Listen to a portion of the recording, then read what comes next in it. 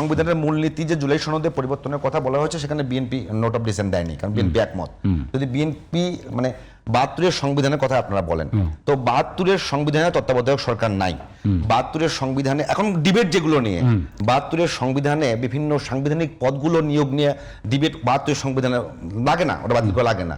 এখন পর্যন্ত উচ্চকক্ষ করা নিয়ে যে সমস্যা, দুই দলের মধ্যে যে সংকট, আমি মোটা দাগে যদি বলি, ১ নাম্বার তত্ত্বাবধায়ক সরকার সহ বিভিন্ন যে সাংবিধানিক পদগুলো নিয়োগ, ২ নম্বরে উচ্চকক্ষ গঠন, ৩ নম্বরে নারী সংসদ সদস্যদের বাড়ানো, ৪ নম্বরে গিয়ে জুলাই সনদ পুরোটাই।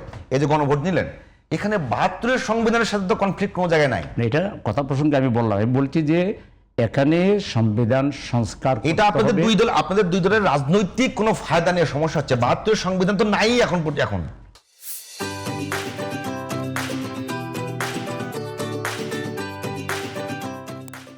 না, ৭২-এর সংবিধান নাই আছে এই প্রশ্ন আমরা এখন না। বর্তমান সংবিধান বলছি যে চার্টারটা আমরা সবাই বাংলাদেশ বিরোধী দুইটা অনুচ্ছেদ দেখেন না। না, যদি মূলনীতি চেঞ্জ হয়ে যায়, ৭২-এর সংবিধান তো থাকেই না। এই জায়গাটা আমরা চেঞ্জ করি, আপনি বলেন না, আপনি তো দলের বিশাল নেতা। না, সেই চেঞ্জের জন্য আপনি তো পদ্ধতিতে আসতেছেন না, তো আপনি নিজস্ব পদ্ধতি চালু করতে চাচ্ছেন কেন?